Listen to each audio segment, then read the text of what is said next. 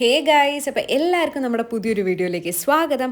അപ്പം ഇന്ന് ഞാനുള്ളത് നമ്മുടെ അവോക്കി സെൻട്രോ അറീനയിലാണ്. എൻ്റെ സ്വന്തം നാടായിട്ടുള്ള കടലുണ്ടി കോട്ടക്കടവിലാണ് ഈ പറയുന്ന അവോക്കി സ്ഥിതി ചെയ്യുന്നത്. സോ അവോക്കി സെൻട്രോ അറീന എന്ന് പറയുന്നത് നമ്മുടെ കോട്ടക്കടവുള്ളൊരു കൺവെൻഷൻ സെൻറ്ററാണ് കേട്ടോ. ഇത് ഭയങ്കര ബ്യൂട്ടിഫുൾ ആയിട്ടുള്ള രീതിയിലാണ് ബിൽഡ് ചെയ്തിട്ടുള്ളത്. അത് മാത്രമല്ല ഭയങ്കര സ്പേഷ്യസും കൂടിയാണ്. ഏകദേശം 1000 വണ്ടിക്ക് വരെ പാർക്കിംഗ് സൗകര്യം ഇവിടെയുണ്ട്. അത് കൂടാണ്ട് 1200 പേർക്ക് വരെ അറ്റ് എ ടൈം ഫുഡ് കഴിക്കാനുള്ള ഒരു സൗകര്യവും സെറ്റപ്പും കാര്യങ്ങളൊക്കെ ഉണ്ട്. പിന്നെ അത് മാത്രമല്ല നിങ്ങളൊരു പ്രോഗ്രാം നടത്തുകയാണെങ്കിൽ ഏകദേശം 5000 പേരെ വരെ അക്കോമഡേറ്റ് ചെയ്യാനായിട്ട് നമ്മുടെ ഈ ഒരു കൺവെൻഷൻ സെൻറ്ററിന് സാധിക്കുന്നുണ്ട്. സോ അത്രയും സ്പേഷ്യസ് ആണ്. വൺ ഓഫ് ദ ബ്യൂട്ടിഫുൾ ആയിട്ടുള്ള കൺവെൻഷൻ സെൻറ്ററാണ്.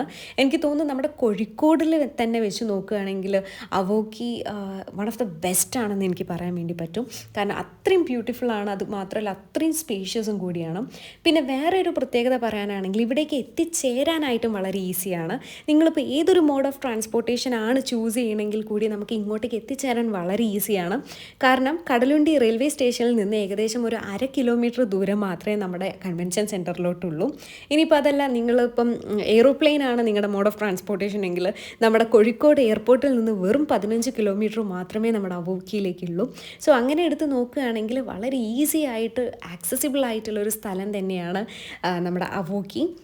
അപ്പം ഇന്നത്തെ വീഡിയോ എന്ന് പറയുന്നത് ഞാൻ ഈ ഒരു അവോക്കി സെൻട്രോ അറീന മൊത്തത്തിലൊന്ന് വീഡിയോ എടുത്തിട്ടുണ്ട്. സോ ഇവിടെയുള്ള ഓരോ സ്പെസിഫിക്കേഷൻസും പിന്നെ ഓരോ മുക്കും മൂലയും ഞാൻ നിങ്ങൾക്ക് വേണ്ടിയിട്ട് കാണിച്ചു തരികയാണ്. കാരണം ഞങ്ങളുടെ നാട്ടിൽ തന്നെയുള്ള വൺ ഓഫ് ദ ബെസ്റ്റ് ആയിട്ടുള്ള കൺവെൻഷൻ സെൻറ്ററാണ്. സോ അത് ഞാൻ നമ്മുടെ സബ്സ്ക്രൈബേഴ്സിനും എല്ലാവർക്കും വേണ്ടിയിട്ടൊന്ന് കാണിച്ചു തരികയാണ്. പിന്നെ അത് മാത്രമല്ല ഇന്ന് നമുക്കിവിടെ 2 പ്രോഗ്രാംസും കൂടെ ഉണ്ട്. അപ്പം ഞാൻ ആ പ്രോഗ്രാംസിൻ്റെയും കൂടെ കുറച്ച് വിഷ്വൽസും കാര്യങ്ങളൊക്കെ റെക്കോർഡ് ചെയ്തിട്ടുണ്ട്. അതും കൂടെ ഈ വീഡിയോയിൽ ഇൻക്ലൂഡ് ചെയ്തിട്ടുണ്ട്. സോ അപ്പം എനിക്ക് നിങ്ങൾക്ക് കാണിച്ചു തരാൻ വേണ്ടി പറ്റും ഇവിടെ ഓരോ പ്രോഗ്രാമും നടക്കുമ്പോൾ ഉള്ള ആ ഒരു സ്റ്റേജ് സെറ്റിങ്സ് എങ്ങനെയാണ്. അതുമാത്രമല്ല ഇവിടുത്തെ ഒരു ഓവറോൾ പ്രോഗ്രാംസും കാര്യങ്ങൾ കോർഡിനേറ്റ് ചെയ്യുന്ന രീതിയും പിന്നെ കംപ്ലീറ്റ് ആയിട്ടുള്ള ഒരു എൻറ്റയർ ടീം വർക്ക് കാര്യങ്ങളൊക്കെ എങ്ങനെയാണെന്നുള്ളതൊക്കെ എനിക്ക് നിങ്ങൾക്ക് കാണിച്ചു തരാൻ വേണ്ടി പറ്റും. സോ അതിന് വേണ്ടിയിട്ട് ഞാൻ കംപ്ലീറ്റ് ആയിട്ട് ഉള്ള പ്രോഗ്രാംസും കാര്യങ്ങളൊക്കെ ഞാൻ ഈ വീഡിയോയിൽ ഇൻക്ലൂഡ് ചെയ്തിട്ടുണ്ട്. സോ എല്ലാവരും ഈ വീഡിയോ സ്കിപ്പ് ചെയ്യാണ്ട് മുഴുവൻ കാണുക. ആൻഡ് ഇതാണ് നമ്മുടെ സ്റ്റേജ് വരുന്നത്. ഇത് നമ്മുടെ ഫസ്റ്റ് പ്രോഗ്രാമിൻ്റെ സ്റ്റേജാണ്. വളരെ ബ്യൂട്ടിഫുൾ ആയിട്ടുള്ള രീതിയിലാണ് കേട്ടോ ഇത് അറേഞ്ച് ചെയ്തിട്ടുള്ളത്. മൊത്തം ലൈറ്റ് സെറ്റിങ്സും കാര്യങ്ങളൊക്കെ വെച്ചിട്ട്. സോ ഇനി ഞാൻ നിങ്ങൾക്ക് കാണിച്ചു തരാം. നമ്മുടെ ബ്രൈഡും ഗ്രൂമും ഒക്കെ വരുന്നുണ്ട്. സോ ആ വിഷ്വൽസും കാര്യങ്ങളൊക്കെ ഞാൻ ഇൻക്ലൂഡ് ചെയ്തിട്ടുണ്ട്. സോ ഇനി നിങ്ങൾക്ക് ഈ വീഡിയോ മുഴുവനായിട്ട് ഇരുന്ന് കാണുക. അപ്പോൾ ഇത് വന്നിട്ട് നമ്മുടെ ഏറ്റവും മേലത്തെ ഫ്ലോറാണ് കേട്ടോ. അതായത് നമ്മുടെ ഓഡിറ്റോറിയം ഫസ്റ്റ് ഫ്ലോറിലായിരുന്നു. അത് കഴിഞ്ഞിട്ട് ഉള്ള നെക്സ്റ്റ് ഫ്ലോറാണ് ഇത്. സോ ഇവിടുന്നും നമുക്ക് മുകളിലായിട്ട് ഇരിക്കാനായിട്ടുള്ളൊരു സെറ്റപ്പ് ഉണ്ട്. കാരണം വൺസ് ഓഡിറ്റോറിയം ഫില്ലായി കഴിഞ്ഞിട്ടുണ്ടെങ്കിൽ നമുക്ക് കുറച്ച് സീറ്റ്സ് ഇതിൻ്റെ നെക്സ്റ്റ് ഫ്ലോറിലായിട്ടുണ്ട്. സോ ഏറ്റവും ടോപ്പിൽ നിന്ന് നമുക്ക് എന്താണ് ഡയറക്റ്റായിട്ട് നമുക്ക് സ്റ്റേജിലേക്ക് ഒരു വിഷൻ കിട്ടും. അപ്പോൾ അങ്ങനെയൊക്കെ വളരെ ബ്യൂട്ടിഫുൾ ആയിട്ടുള്ള രീതിയിലും വളരെ സിസ്റ്റമാറ്റിക് ആയിട്ടുള്ള രീതിയിലാണ് ഈ ഒരു കൺവെൻഷൻ സെൻറ്റർ ബിൽഡ് ചെയ്തിട്ടുള്ളത്. പിന്നെ അത് പോരാത്തതിന് ഇങ്ങനെ ഇതുപോലുള്ള ഒത്തിരി ബ്യൂട്ടിഫുൾ ആയിട്ടുള്ള ഫ്രെയിംസ് ഉണ്ട്. ആൻഡ് എല്ലാം കൊണ്ടും നമുക്ക് കാണാൻ തന്നെ ഒത്തിരി ഭംഗിയുള്ള ഒരു കൺവെൻഷൻ സെൻറ്ററാണ് കേട്ടോ. അപ്പോൾ ഞാൻ ഇനി നിങ്ങൾ കാണാൻ പോകുന്നത് നമ്മുടെ കല്യാണത്തിൻ്റെ റിലേറ്റഡ് ആയിട്ടുള്ള കുറച്ച് ക്ലിപ്സും കാര്യങ്ങളൊക്കെയാണ്. സോ ആ വീഡിയോസും കാര്യങ്ങളൊക്കെ ഒന്ന് നമുക്കൊന്ന് കണ്ടിട്ട് വരാം.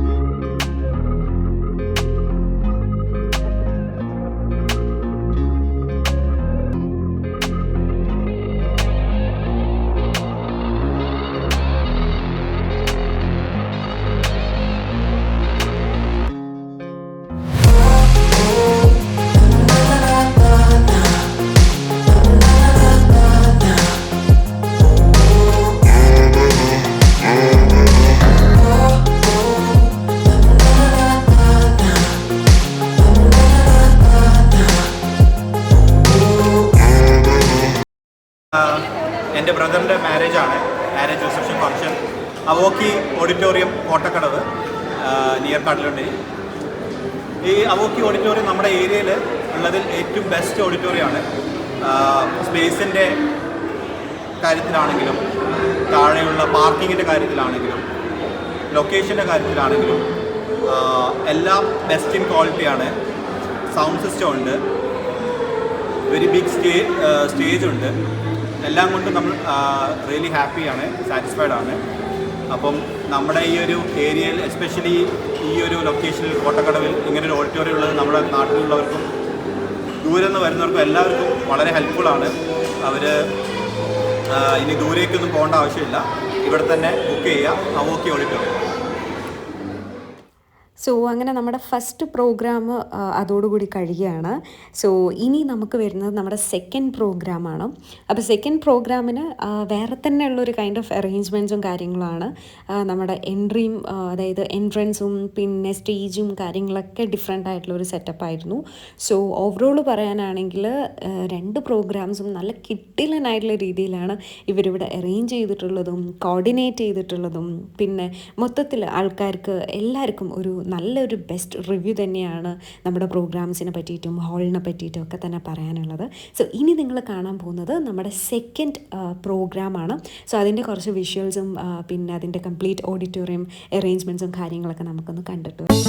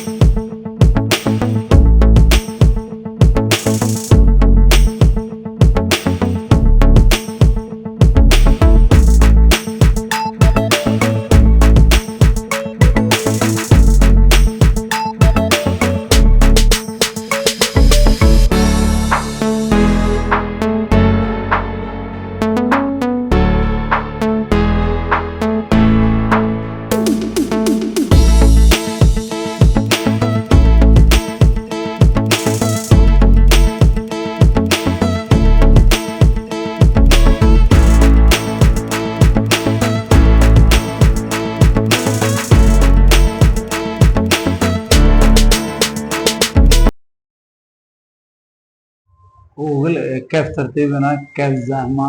كيف الجزر؟ كيف كويس؟ اها عربي عربي ما مشكلة. خلاص يبدأ. تكلم. بسم الله الرحمن الرحيم. هذه ثاني أول زيارة لي للهند، وتلقينا شرف دعوة من عبد الرشيد زواج ابن رؤوف، وحضرنا اليوم من المملكة العربية السعودية إلى كيلا، وتشرفت والله بدعوة من الزواج، وشرف لي والله حضور هذا اليوم في هذا المكان الجميل. طبعا ما شاء الله كل شيء فيه تمام، حضور كبير جدا، عدد كثير جدا، البوفيه، التكييف، المساحات، المجالس، ما شاء الله تبارك الله، ممكن فوق 3000 هو شيء، العدد كبير ما شاء الله تبارك الله. فالحمد لله رب العالمين، ونقول ألف مبروك للعروس والعروسة، والله يتمم لهم في خير بإذن الله تعالى. المكان ما شاء الله لطيف جدا، تكييف جميل، والحمد لله رب العالمين. صلى الله وسلم على سيدنا محمد. മലയാളമാണ് പറഞ്ഞതെന്ന് വെച്ചാൽ സൗദിയിൽ നിന്നാണ് വരുന്നത്. ഇവിടെ കല്യാണത്തിന് വന്ന അബ്ദുൾ റൌഫിന്റെ കല്യാണത്തിന് വന്നതാണ്. നിങ്ങളെ ഓഡിറ്റോറിയം ഒക്കെ വളരെ ഉഷാറാണ്, നല്ല ക്രൗഡാണ്, പിന്നെ കൂടുതൽ അറ്റ്മോസ്ഫിയർ ഒക്കെ നല്ല ലൊക്കാലിറ്റിയാണ്, നല്ല ഇതാണ്, വളരെ ഉഷാറായിട്ടുണ്ട്. നല്ല ഓഡിറ്റോറിയമാണ്, ഫുഡൊക്കെ ഉഷാറായിരുന്നു, എല്ലാം ഉഷാറായിട്ടുണ്ടെന്നാണ്. ഏകദേശം ഒരു 3000-ഓളം ആളെ പരിപാടിയായിരുന്നു. നന്നായിട്ട് അറേഞ്ച് ചെയ്തിട്ടുണ്ട്, സെറ്റ് ചെയ്തിട്ടുണ്ട്. ഓഡിറ്റോറിയം വളരെ ഉഷാറാണ്, ഓഫീസ് ഉഷാറാണ്, എല്ലാം നന്നായിട്ട് തന്നെ പറയും. അല്ല, കേരളത്തില് 2-3 പ്രാവശ്യമാണ്. ഞാൻ ഇന്ന് എൻ്റെ പാർട്ട്ണറും എൻ്റെ നാട്ടുകാരനും എൻ്റെ പ്രിയ കുടുംബ സുഹൃത്തുമായ റഷീദിൻ്റെ മകൻ്റെ കല്യാണ ആവശ്യാർത്ഥാണ് നമ്മുടെ കോട്ടക്കടവുള്ള അവോക്കി ഓഡിറ്റോറിയത്തിൽ എത്തിയിട്ടുള്ളത്. ഇവിടെ ആദ്യമായിട്ടാണ് ഞങ്ങൾ ഫംഗ്ഷനിൽ പങ്കെടുക്കുന്നത്.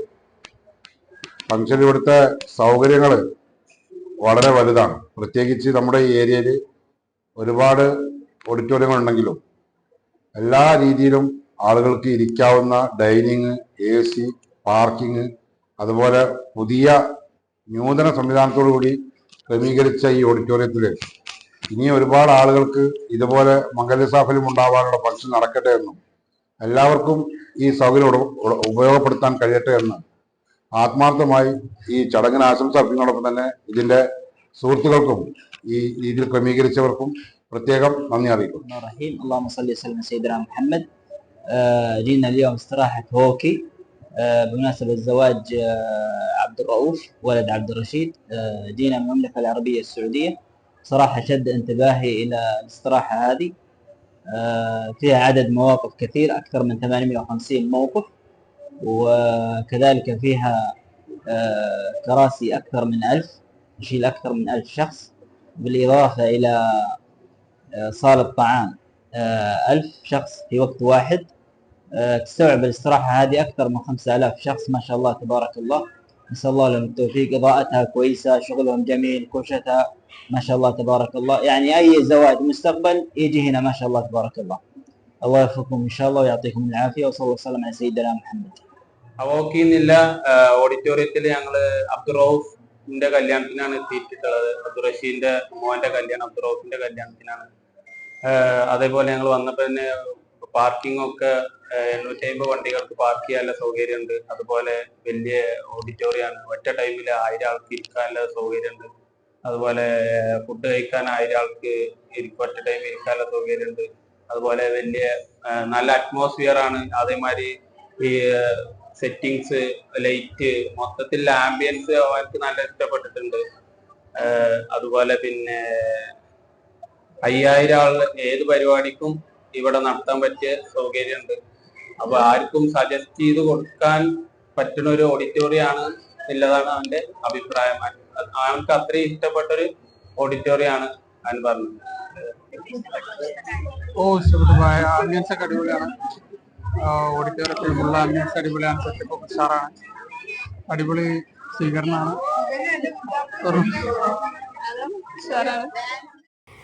സോ ഇവിടുന്ന് നമ്മളെ കല്യാണം കഴിയുന്ന കപ്പിൾസിന് നമ്മുടെ വാസുവേട്ടനും വെലായുധേട്ടനും കൂടെ ചേർന്നിട്ട് ഇങ്ങനൊരു മൊമെൻറ്റോ അവർക്ക് കൊടുക്കും. പിന്നെ അത് മാത്രമല്ല, ഇങ്ങനെ ചെറിയൊരു എന്താ പറയുക, അവരുടെ റെക്കോർഡിലൊന്ന് സൈനും കൂടെ ഇടുന്നൊരു ചെറിയൊരു പരിപാടിയും കൂടെ ഉണ്ട്. സോ അതോടുകൂടി നമ്മുടെ ഈ ഒരു സെക്കൻഡ് പ്രോഗ്രാമും എൻഡായിരിക്കുകയാണ്. വാസുവേട്ടൻ എങ്ങനെയാണ് ഇത് ആരംഭിച്ചത്? ഈ ഒരു അവോക്കി എന്ന് പറഞ്ഞ ഒരു കാര്യം തുടങ്ങാനായിട്ടുള്ളൊരു മോട്ടീവ് എന്തായിരുന്നു? ആക്ച്വലി ഞാനൊരു 16 വയസ്സിൽ ജോലിക്ക് ഇറങ്ങി തിരിച്ചതാണ്. 16 വയസ്സിൽ ഡിഗ്രി പഠിച്ചുകൊണ്ടിരിക്കുമ്പോൾ ജോലിക്ക് ഇറങ്ങി തിരിച്ചു. വീട്ടിലെ സാമ്പത്തിക പരാധീനത തന്നെയാണ് കാരണം. അങ്ങനെ വെളിയിൽ വന്നു. കേരളത്തിൽ വെളിയിലാണ് വന്നത്. അവിടെ ഒരു റെയിൽവേയിലെ ലേബർ സപ്ലൈയിലായിരുന്നു. 1 മാസം ഒരു അൺഓണായിട്ട് പണി ചെയ്തു. അത് കഴിഞ്ഞ് സൂപ്പർവൈസറായി.